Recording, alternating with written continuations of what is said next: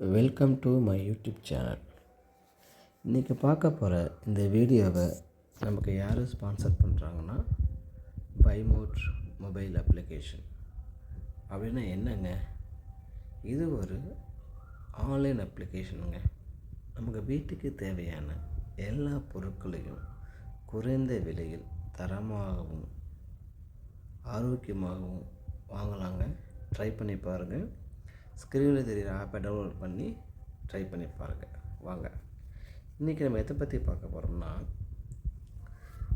Renewable energy. அப்படின்னா நிலக்கரி, petrol, டீசல்லாம் பார்த்தோம்னா ஒன்ஸ் பூமியிலேருந்து எடுத்துட்டோம்னா அது மறுபடியும் கிடைக்காதுங்க. அதெல்லாம் நான் ரினியூவபிள் எனர்ஜின்னு சொல்லுவாங்க. அப்படின்னா அது மூலிமா நமக்கு தேவையான கரண்ட், மின்சாரத்தை ஒன்ஸ் உருவாக்கணும்னா அதுக்கப்புறம் என்ன பண்ண முடியாது, மறுபடியும் உருவாக்க முடியாது. ஆனால் இப்போ பார்க்க போகிறது சூரிய மின்சாரம். சூரியனுடைய ஆற்றலிருந்து நமக்கு தேவையான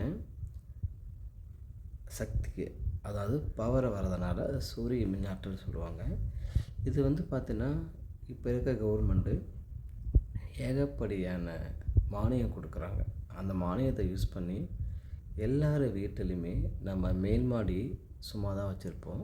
அப்போ அந்த சூரிய ஆற்றலை நம்ம பயன்படுத்தும் போது என்ன ஆகுதுன்னா, நமக்கு வீட்டுக்கு தேவையான பவர், கரண்டை எடுத்துக்கிட்டு நம்ம மறுபடியும் கவர்மெண்ட்டுக்கு இந்த கரண்டை விற்கலாம். அந்த அளவுக்கு என்ன இருக்குதுன்னு பார்த்திங்கன்னா இம்ப்ரூவ்மெண்ட் வந்திருக்கு. ஏன்னா இதிலேருந்து சூரியனோட கதிர்வீச்சிலிருந்து இந்த ஆற்றல் பெறப்படுறதுனால நமக்கு டீசல், பெட்ரோல் போன்ற அதிகப்படியான காசை கொடுத்தோ பணத்தை கொடுத்தோ நம்ம பவர் வாங்க வேண்டிய அவசியம் இல்லை. அது மட்டும் இல்லாமல் சூரியனோட ஆற்றல் பார்த்திங்கன்னா இப்போ இருக்கக்கூடிய இந்த ஜெனரேஷனுக்கு நல்ல வளமாகவும் நல்ல பெரிய சக்தியாகவும் இருக்குது.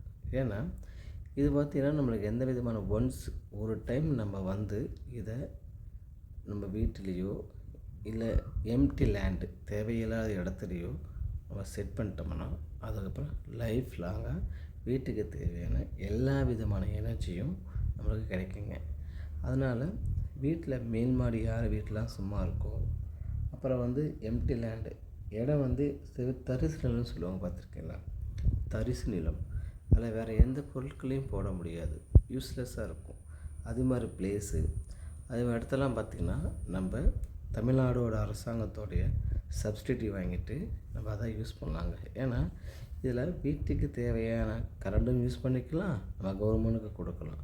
எல்லோரும் ட்ரை பண்ணி பாருங்கள்.